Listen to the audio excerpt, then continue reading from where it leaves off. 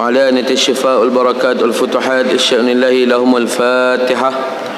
أعوذ بالله من الشيطان الرجيم. بسم الله الرحمن الرحيم. الحمد لله الرحمن الرحيم مالك يوم الدين إياك نعبد وإياك نستعين اهدنا الصراط المستقيم صراط الذين أنعمت عليهم غير المغضوب عليهم ولا الضالين. الحمد لله الذي بنعمته تتم الصالحات. أشهد أن لا إله إلا الله وحده لا شريك له وأشهد أن سيدنا ونبينا محمدا عبده ورسوله. اللهم صل وسلم وزد وبارك على سيدنا محمد وعلى آله وأصحابه ومن دعا بدعوته إلى يوم الدين. أما بعد. سبحانك لا علم لنا إلا ما علمتنا إنك أنت العليم الحكيم. رب اشرح لي صدري ويسر لي أمري واحلل عقدة من لساني يفقه قولي واجعل لي وزيرا من أهلي ولا حول ولا قوة إلا بالله العلي العظيم. ونسأل الله التوفيق والهداية إلى صراطك المستقيم. آمين يا رب العالمين. Tuan-tuan, insyaAllah pada pagi ini kita akan baca kitab Syama'il Muhammadiyah pada hadis yang ke-6. Yang saya berikan kitab tu wakaf untuk masjid, bukan jual. Nah, sebab dah ada orang wakafkan dan kita wakafkan untuk masjid. Sebab kalau beri kat tuan-tuan takut tak datang balik dah kitab tu bulan depan. Jadi tinggalkan kat masjid dulu. Besok dah khatam, tuan-tuan nak buat macam mana, kira dengan masjid pula. Jadi kitab ni muka surat yang ke-7 hadis nombor 6. Muka surat yang ke-7 hadis nombor 6.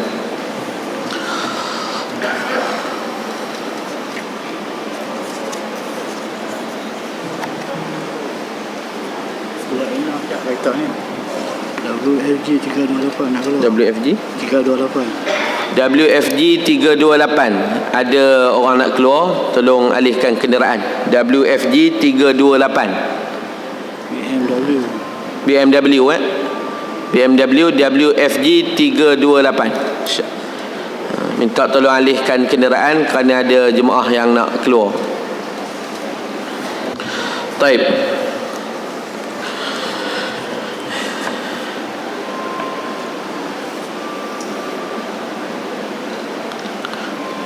Hadis yang ke-6, an Ibrahim bin Muhammad min walidi Ali ibn Abi Talib qala kana Ali radhiyallahu anhu idza wasafa Rasulullah sallallahu alaihi wasallam qala lam yakun Rasulullah sallallahu alaihi wasallam bit-tawil mumaghiti wala bil qasiri mutaraddidi wa kana rab'ata min qaumi lam yakun bil ja'di qatati wala bis sabti kana ja'da rajila wa lam yakun bil mutahhami wala bil mutakalsami wa kana fi wajhi tadwirun abyadu mushrab ad'aju aynaini ahdabu asfari jalilu mushashi wal katadi ajradu zu mashrubah shasnul kaffaini wa qadamaini idza masha taqalla'a ka'annama yanhattu fi sababi wa idza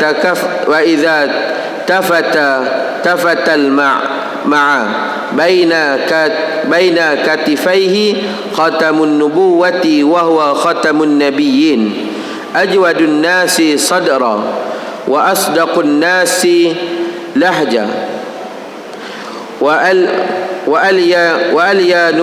alyanuhum arikah wa akramuhum wa akramuhum 'ishrah man rahu badihatan habah wa man khalatahu ma'rifatan ahabbah yaqulu na'ituhu lam ara qablahu wala ba'dahu mislahu. Daripada Ibrahim bin Muhammad berkata, iaitu berkata Sayyidina Ali bin Abi Talib ketika mana beliau membentangkan sifat Rasulullah sallallahu alaihi wasallam. Beliau bercerita, kata di Sayyidina Ali, beliau telah mengisahkan tentang Rasulullah sallallahu alaihi wasallam. Malah ada hari ni orang buat lagu dalam bahasa Arab lah, tentang apa yang disebutkan oleh Sayyidina Ali bin Abi Talib tentang Rasulullah sallallahu alaihi wasallam dengan nama dia Wasfun Nabi. Ada satu lagu nama dia Wasfun Nabi. Qasidah, qasaid yang dibuat yang cerita tentang Rasulullah berdasarkan hadis ni. Hadis yang disebut oleh Sayyidina Ali ni. Baik, katanya beliau bercerita bahawa Rasulullah sallallahu alaihi wasallam tidaklah berperawakan terlalu tinggi dan tidak pula terlalu rendah. Kemudian baginda pula berpewarakan sedang di antara kaumnya. Yang dikatakan Nabi SAW ini disebutkan orangnya taklah terlalu tinggi dan taklah terlalu rendah. Itu pengenalan dia sebut macam yang hadis yang kita dah dengar sebelum ni, bagaimana Nabi SAW ni bukanlah orang yang terlalu tinggi dan bukan orang yang terlalu rendah. Itu semua maklum tentang siapa dia Rasulullah sallallahu alaihi wasallam. Nabi tak tinggi sangat dan taklah rendah sangat. Tetapi baginda berpewarakan sedang, yakni bersederhana. Tak tinggi tak rendah, maknanya di tengah-tengah. Dan sebahagian kitab kata Nabi ni orangnya sederhana, tak tinggi sangat dan tak rendah sangat. Dari sudut bentuk badannya sederhana, taklah terlampau gemuk. Sedang-sedang orang panggil. Maknanya tubuh badan kat Nabi ni adalah orang yang berbentuknya badannya kemah. Itu yang dikatakan tubuh badannya tidaklah terlalu gemuk. Taklah gemuk sangat badan dia. Ini yang disebutkan tentang rupa Rasulullah sallallahu alaihi wasallam. Kemudian Nabi sallallahu alaihi wasallam rambutnya tidaklah kerinting bergulung dan tidaklah pula lurus kaku, akan tetapi ikal berombak. Disebut pula rupa Rasulullah sallallahu alaihi wasallam ni rambut ni pula. Dalam hadis ni, kalau dalam hadis yang sebelum-sebelum ni dia cerita secara umum Nabi ni rupa mana, itu dalam bentuk umum. Tapi dalam hadis ni dia cerita Rasulullah SAW ni detail sikit. Bukan setakat Nabi ni tinggi ke rendah ke, macam mana bentuk badannya ke, semata-mata tidak. Sebaliknya dia cerita juga bahawa Rasulullah SAW ni rambut dia bukanlah rambut yang kerentinnya terlalu kerentin. Macam rambut orang afro tu lah. Rambut afro kan, rambut yang kerentin sangat.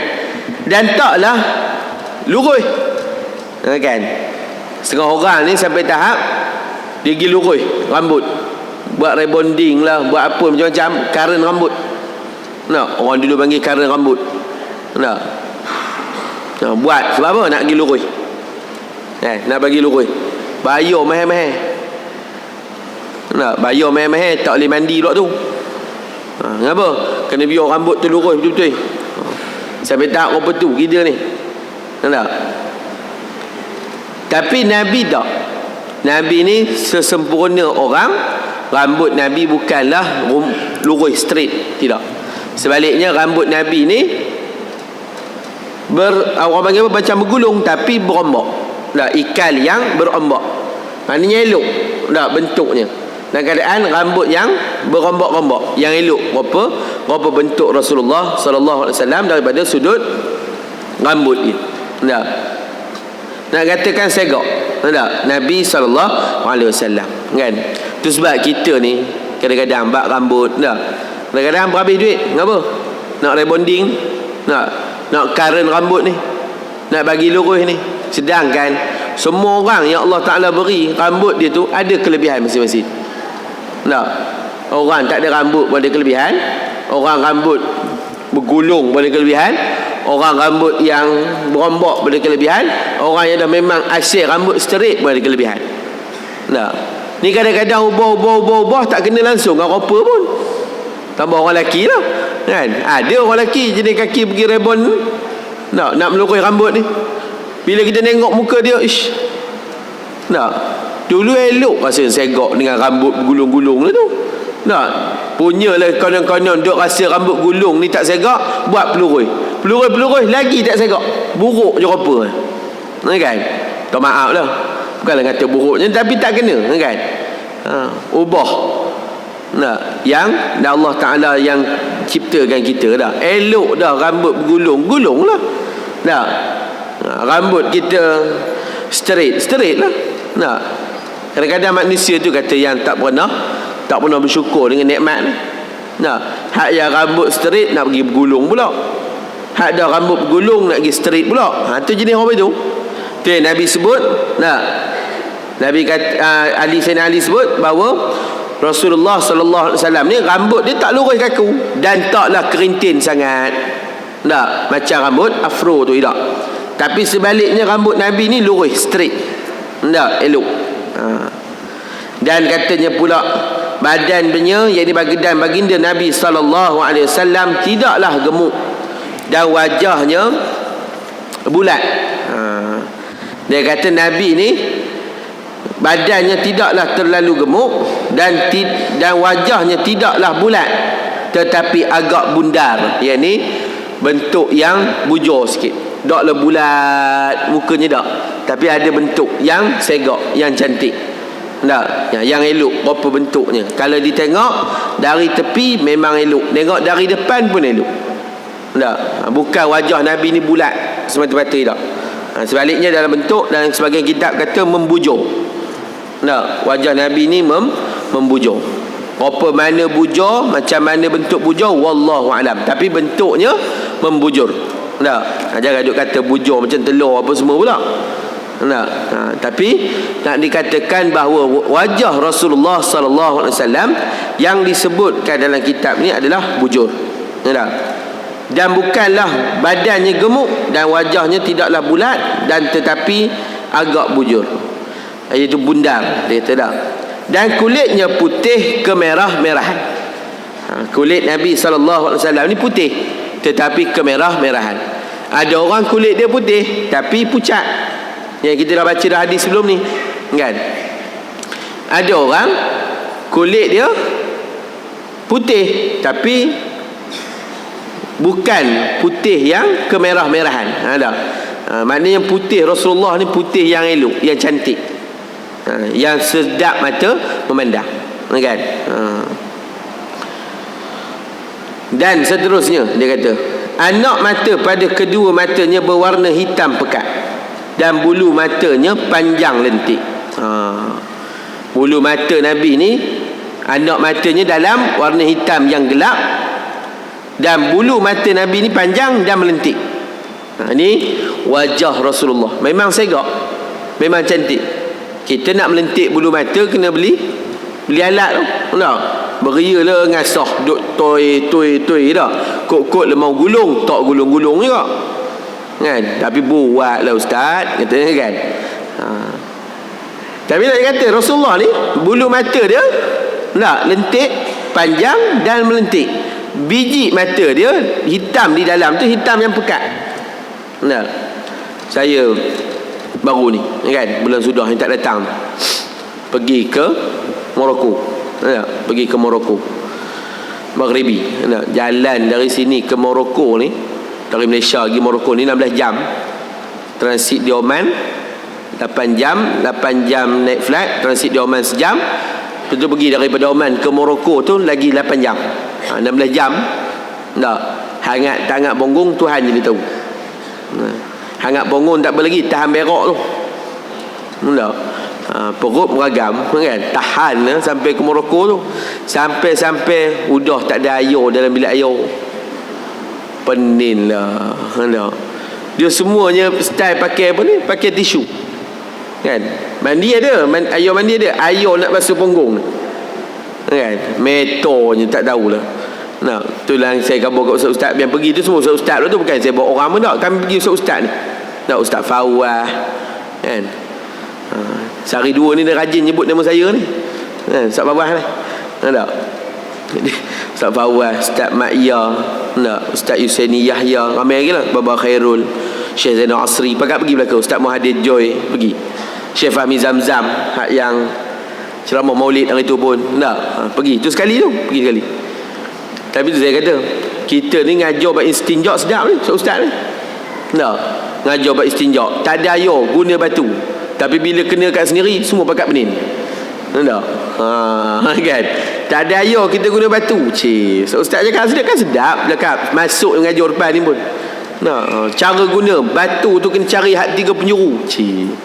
Sedap cerita tak? Sampai sana pakat lawan menung. Macam mana kita ni? Tak? Nak berak macam mana? Nak kencing macam mana? Tak? Tiap-tiap R&R kami singgah, tak ada satu pada pilih dalam bilik air. Bayang, bawa botol. Tak? Pergi sana tu baru tahu guna botol mineral. Kalau tak lah, tak? Bawa botol mineral, kulu kelong. Kan? Tu tak apa lagi. Pergi ke hotel. Ada satu tempat tu, hotel dia. Pergi tuan-tuan, di Tangier. Bahasa Arab dia Tangier. Kami tidur di sebuah hotel tu. Hotel tu sebelah tempat bilik mandi, sebelah tempat berak, lain-lain pintu. Tahu? Duduk dalam bilik tu berdua. Udahlah tempat mandi tu dia buat ceromen lah. Ceromen, lepas tu separuh tu dia tutup dengan hak yang cover putih tu kan, ceromen putih tu lah. Tapi ceromen lah, yang nin tu ada di atas, boleh nampak lah keluar. Tapi nak ngabar tuan-tuan, bila air tak ada pun susah. Tapi bila kita pergi berjalan, tengok suasana masyarakat orang, seronok. Satu sudut seronok dalam situ kan. Tapi itu sebab saya sebut, dan banyak Ustaz Fawah pun sebut waktu nak balik tu, saya pun sebut benda yang sama. Apa dia? Kita syukur kita ni beranak kat Malaysia, walaupun kita bukan Arab. Walaupun kita bukan Arab. Kenapa?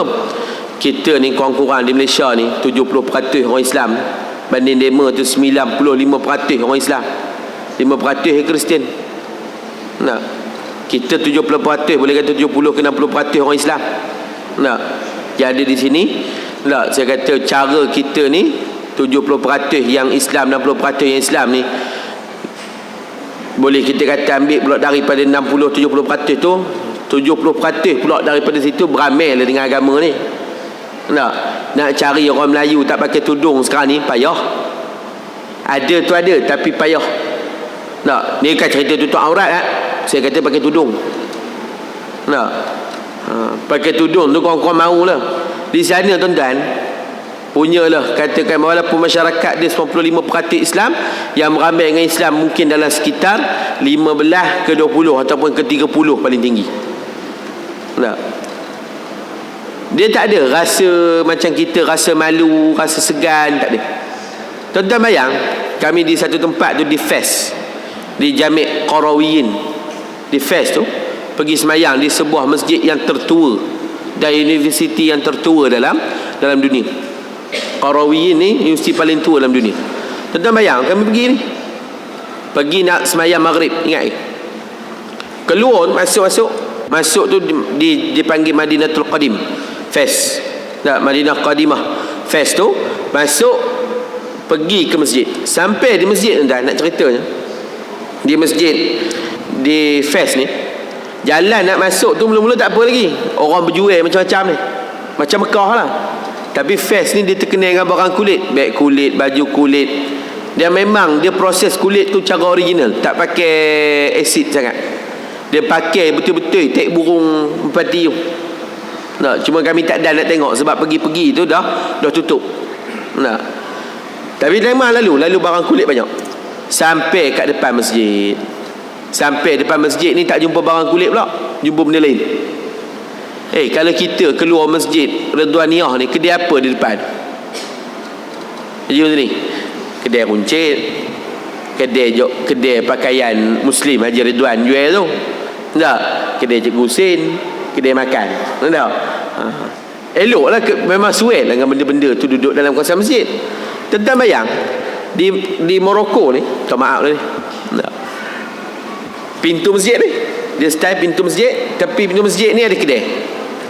Ni jalan orang lalu lalang. Pintu masjid, kedai, jalan orang lalu lalang. Depan dengan pintu kedai tu, mana nak masuk masjid dengan keluar masjid, nampak benda tu apa dia? Pakaian dalam orang Mumbai. Tak maaf lah, bunyi bukan orang kata nak cerita benda dalam orang pun tak, tapi nak katakan hak tu nampak, hak tu dibubuh tak dekat pintu masjid tu. Suasana tak? Tu saya kata bila pengamalan tu lain tak? Bila orang kata Malaysia ni negara Islam contoh dulu ni, betul lah dari sudut beramal, dengan cara beragama tak? Dengan pakaiannya, dengan orang panggil semayang berjemaahnya, majlis ilmu dia tak? Cuma bagus satu dia kat sana tuan, yang kita boleh pujilah, mereka akan baca setengah juzuk surah, setengah juzuk sekali satu waktu tak? Satu waktu subuh setengah juzuk, maghrib setengah juzuk dia akan baca, maknanya sehari satu juzuk lepas semayang jemaah. Baca tu pula ramai-ramai, bukan tok imam baca makmum ikut tak, baca serentak ramai-ramai. Pakai kaedah 5 lah, qiraat 5, taranum 5. Kita dengar tu pun pening jugalah, laju tak? Tapi itu style dia di sana tak? Hak tu bagus. Hak tu kalau nak tiru dia tak? Setengah juzuk lepas subuh, setengah juzuk lepas maghrib. Tapi kita sini lepas maghrib ada mengaji, memang tak ada kuliah maghrib, tak ada tak? Ada tu pun jarang-jarang, tu pun daras universiti, daras jamiah tak? Pengajian jamiah tak? Tapi nak kata rupa orang dema ni cantik, rupa orang Arab ni tak? Rupa orang Arab Morocco ni elok, matanya lentik tak? Baik lelaki baik perempuan. Adalah rupa, bukan semua tapi ada tak? Sebahagiannya. Termasuklah kami pergi waktu di Tonjah tu, rumah Syed Ahmad Ghumari tak? Syed Sidi Ahmad Ghumari, jumpa anak dia Syekh Abdul Munaim, Syekh Abdul Munaim tak? Rupa wajah dia memang rupa orang Arab, memang Arab pure keturunan, dan memang mereka tu pun keturunan Rasulullah sallallahu alaihi wasallam tak? Putih wajahnya, janggut dia cantik, elok kemas tak? Matanya cantik tak? Kalau kita tengok tu tenang, bukanlah jenis orang panggil apa, buat-buat ni tak? Memang wajah yang elok, yang segak tak? Itu rupa bentuk orang Arab tak? Arab kat Mekah tu bukan semua tu kan, bukan semua yang jenis macam yang disebut dalam hadis ni. Kalau betul-betul Quraisy kan, yang bentuk macam yang disebut dalam hadis kita. Baik, tulang pangkai bahunya dan tulang penemu antara dua bahunya tak? Iaitu tulang sendinya dan tulang penemu antara dua bahunya adalah besar, maknanya tegak, gagah dan kuat. Dan bahu Nabi SAW ni bidang tak? Maknanya terbuka, bidang, kemah, maknanya orang panggil apa istilahnya, sasa tak? Sado lah, tapi kemah, bukannya sado berketul-ketul dan tu pasal tu tak? Kemah tak? Sado yang jenis bentuk badan yang kemah kan. Kemudian dia katakan pula bahawa adalah besar dan baginda tidaklah berbulu di keseluruhan badannya. Nabi ni tak berbulu pada badannya. Kita tak, kadang-kadang ada orang bulu penuh tak? Nabi tak.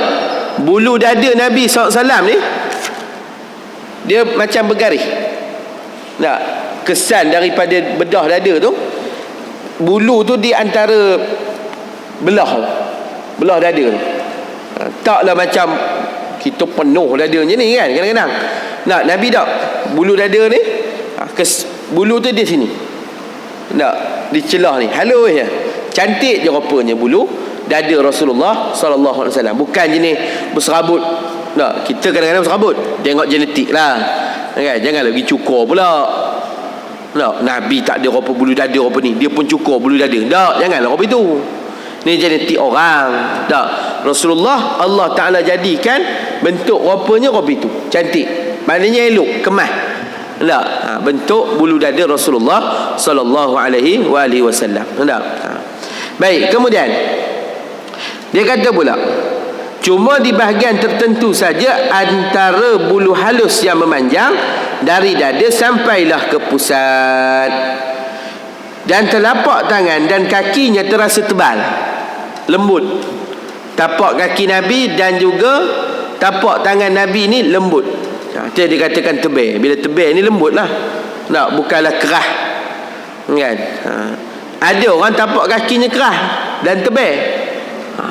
Jadi kaki kematu. Nak jadi kaki kematu. Kan? Saya tak silap dulu ada orang belah cerita ke tak? Kalau tak salah orang kampung saya, dia kaki dia kena paku tapi tak rasa apa. Punya kematu kaki. Bayang. Kaki kena paku tapi tak rasa apa. Sebab apa? Kaki dah kematu. Tak, kaki dia tu dah kematu. Ni tak, kaki Nabi ni tebal. Tangan Nabi ni pun tebal. Tak, maksudnya lembut.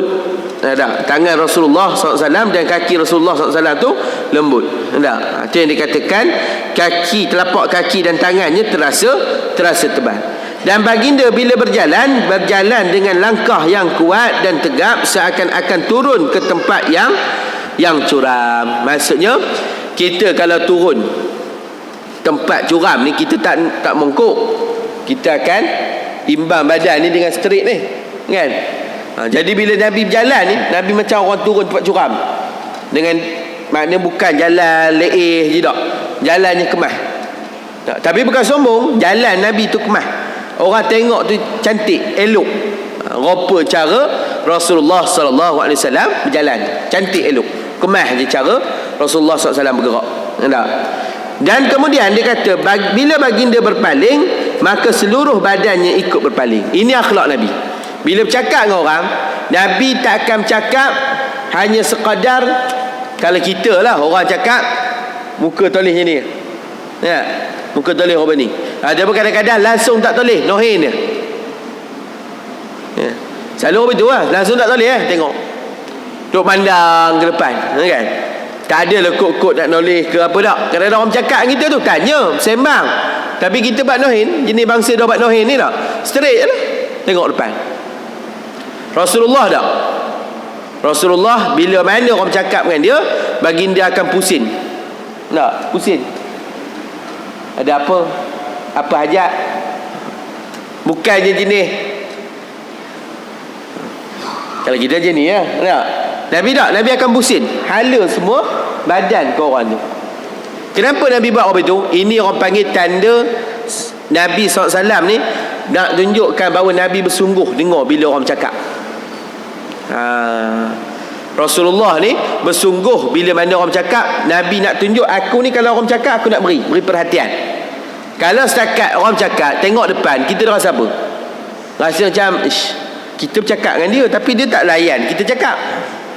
Tapi bila kita noleh, tengok, ngadap, tak, lepas tu beri tumpuan, siap hangguk apa semua, dia rasa apa?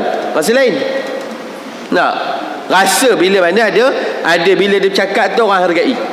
Ya, tapi kalau kata dia orang cakap tengok depan, tak ada rasa apa. Tapi bila mana pusing tengok, tak, maka dia seolah-olah memberi perhatian kepada apa orang cakap, kan? Macam pakcik lah duk bercakap di rumah, tak, pakcik duk dengar tapi nohin depan, ngopi tu lah rasa, tak. Tapi kalau kita bercakap tu dia pun tengok, ngangguk, rasa apa lain. Tapi tengok tidur tu cakap dia lama-lama terus diam je, tak. Habis tu je lah, kan? Tak ada rasa apa lah, kan? Kita pun kata menyampah belah dengan orang tua ni, tak. Dengar lepas tu lama-lama dengar bunyi bengkok, habis dengan cerita itu je kadang-kadang, tak. Itu beza, kan? Baik, kemudian di antara kedua bahunya ni, antara dua bahu Nabi SAW ni terdapat khatamun nubuwah, iaitu khataman nabiyyin, dan tanda kenabian. Khatam nubuwah ni yang ada di antara dua bahu sini dengan sini, yang dipanggil khataman nabiyyin. Khatam penutup bagi Nabi. Tak? Yang tu kita akan baca pada bab yang kedua. Yang bab pertama ni dia tak cerita lagi. Tak, nanti dulu. Dan baginda adalah penutup sekalian Nabi. Baginda memiliki hati yang pemurah di antara semua manusia. Itu yang disebutkan Nabi ni Rayhul Mursalah. Pemurahnya Nabi ni umpama angin yang bertiup. Tak? Angin yang sentiasa bertiup. Maknanya Nabi ni tak berkira. Tak? Sentiasa memberi. Tak? Nabi ni dia bukan orang miskin. Nabi ni orang senang. Tapi Nabi tak pernah menyimpan. Kita dah genggam tak tirih. Kan? Genggam tak tirih. Rasulullah tak. Rasulullah ni orang yang memberi. Tak, minta lah apa pun dia akan beri. Ini sifat Rasulullah sallallahu alaihi wasallam. Nah. Dan katanya pula, ucapannya merupakan perkataan yang benar antara semua orang. Tabiatnya amat lembut dan baginda paling ramah dalam pergaulan. Nah, ucapan dia merupakan perkataan yang benar antara semua orang. Buktinya pun walaupun Rasulullah tidak lagi orang panggil disebut sebagai orang panggil apa? Dihormati dari sudut penghormatan orang panggil yang tinggi. Tapi dari sudut Al-Amin, orang-orang Quraisy tetap memakai Rasulullah. Dari sudut membenarkan cakap Nabi ni, orang Quraisy pakai. Dari sudut nak hormat Nabi tak, tapi dari sudut penghormatan kepada Rasulullah tu, dia pun tetap ada, iaitu meyakini Rasulullah SAW ni Al-Amin. Tak? Maka kalau takkanlah Ubay bin Khalaf dalam peperangan Uhud dia cukup yakin yang dia ni akan mati.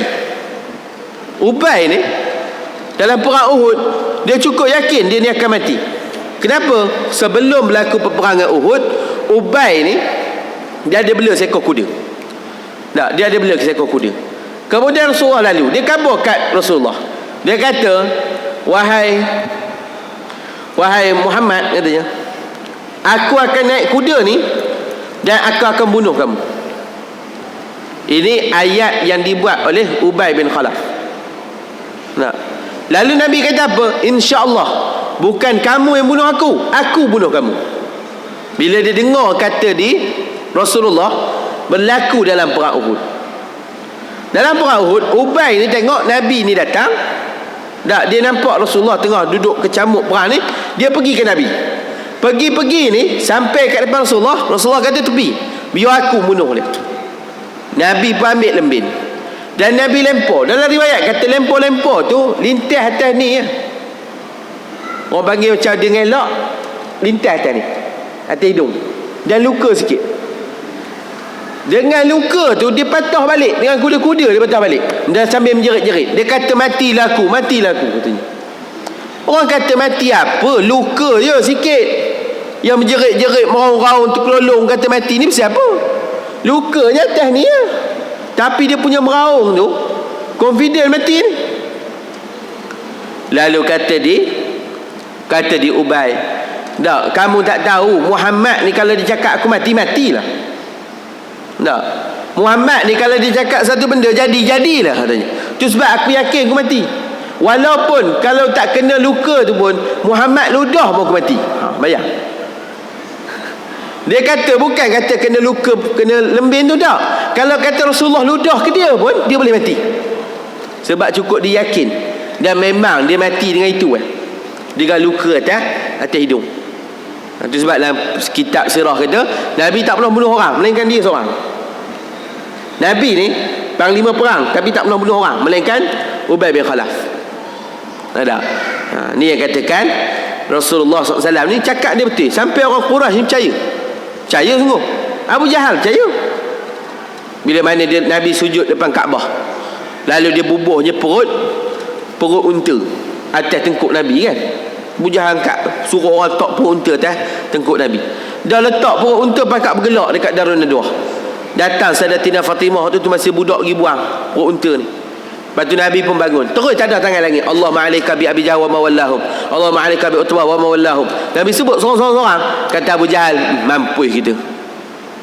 Tak, mampus kita. Kenapa? Muhammad kata kita celaka. Memang kita celaka, cuma tak tahu bila. Benarnya cakap Nabi, memang yang Nabi doa semua mati. Dan dalam sebagian sirah sebut Nabi tunjuk pula Abu Jahal akan mati kat sini, Umayyah akan mati di sini, Utbah mati di sini. Semua tempat tu kata sahabat Nabi tunjuk, semua betul Nabi mati situ. Tak, semua tempat Nabi tunjuk tu semua mati kat situ. Ni katakan benarnya cakap Rasulullah sallallahu alaihi wasallam. Dan tabiatnya amat lembut dan juga baginda paling ramah dalam pergaulan. Tak? Bukanlah jenis nyombong. Kan? Bukan jenis nyombong. Rasulullah ni orang yang ramah. Kan? Itu sebabnya kata Adi bin Hatim. Tak? Dia kata, aku ni balik. Aku ni lari daripada Rasulullah dalam satu peperangan. Adik aku kena tawan. Aku agama Kristian, adik aku kena tawan. Kemudian adik aku merayu ke Rasulullah. Rasulullah beri izin untuk pujuk aku. Bila aku datang jumpa dengan Rasulullah, kata Adi bin Hatim, aku masuk dalam rumah Rasulullah. Rasulullah ambil tempat ni, tempat pelapik duduk Rasulullah ni, Nabi terus letak dan dia tarik tangan aku supaya duduk di situ. Bila aku duduk situ, kata Adi bin Hatim, aku kata, tuan yang kena duduk sini. Kata Rasulullah, tak, kamu tu adalah pemimpin bagi kaum kamu, maka layak dimuliakan. Ini kata Rasulullah ni ramah dan pandai bergaul. Akhirnya Adi bin Hatim kata, aku masuk Islam mati dengan ayat tu lah. Aku terpesona dengan akhlak Rasulullah dalam bab mulia ke orang. Ini katakan Rasulullah ni orang yang lembut, orang yang ramah, tak? Dan orang yang ramah dalam pergaulan. Sehingga kan sesiapa yang melihatnya buat pertama kali akan terpegun dengannya. Tak? Siapa yang tengok Nabi pertama kali akan rasa terpegun. Tak? Pasti hormat, pasti segan. Tak berani nak cakap lah. Kenapa? Duk perasan sombong. Kan? Duk perasan sombong. Duk perasan macam, bukan kata sombong pun, duk perasan rasa haibah tu tinggi. Nabi tak sombong, haibah, tak maaf. Tak. Orang panggil apa? Haibah ni orang panggil bila orang tengok tak ada rasa gerun. Sampai orang takut lah nak bercakap, kan? So kita orang yang dah biasa dengan Ustaz Ma'in, boleh lah melawak.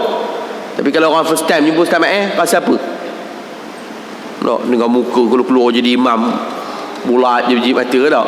Tak ada, boleh kata lah Ustaz Ma'in lah, dia tak berani kata juga. Tak?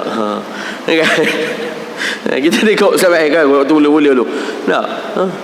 Saya tuan-tuan, saya tak berani Ustaz Ma'in kalau ikut belakang, tak berani. Jangan harus tepuk bau ikut belakang. Tak? Saya pernah sekali tu saya tepuk bau, dia pusing-pusing nak ketuk saya. Dia jenis orang silat. Walaupun memang orang silat ni tak boleh ketuk tu pasal saya. Tepuk je pun, bukan ketuk, tepuk, pegang bau. Dia pusing nak tumbuk. Saya kata mampu aku ni. Tak? Kalau dan dia tumbuk, tumbang. Tak? Kuat kerat tu, kan? Saya kata, kata tak. Kan, kalau orang jumpa. Tapi bila orang dah kenal, rapat, boleh melawak ustaz ni. Macam tu. Rasulullah bukan begitu. Rasulullah orang pertama kali jumpa, orang akan rasa haibah. Rasa gah, rasa gerun. Nabi tu dia ada. Tak beranilah nak cakap lebih kurang je dengan Rasulullah, tak berani. Tapi bila mana dah jumpa Rasulullah dan dah pernah bersama dengannya dan kemudian mengenalinya, maka pasti dia akan mengasihinya. Tak? Maksudnya apa? Dia Rasulullah SAW ni, kalau orang pertama kali jumpa dia akan rasa segan. Tapi kalau dah biasa jumpa, dia akan tahu Rasulullah ni, Rasulullah ni ramah orang dia, baik orang dia, cakapnya dengan lemah lembut dan sebagainya. Ini yang akhlak ada pada Rasulullah sallallahu alaihi wasallam. Orang yang menceritakan sifatnya pasti akan berkata, belum pernah aku melihat sebelum dan sesudah orang yang seistimewa baginda sallallahu alaihi wasallam. Lam ara qablahu wala ba'dahu mislahu. Tak ada orang yang kami tengok sebelum dan selepas yang sesempurna dan sebaik Rasulullah sallallahu alaihi wasallam. Wallahu alam. Nanti kita akan sambung an Hasan ibn Ali qala sa'altu khali Hindan bin Abi Halah.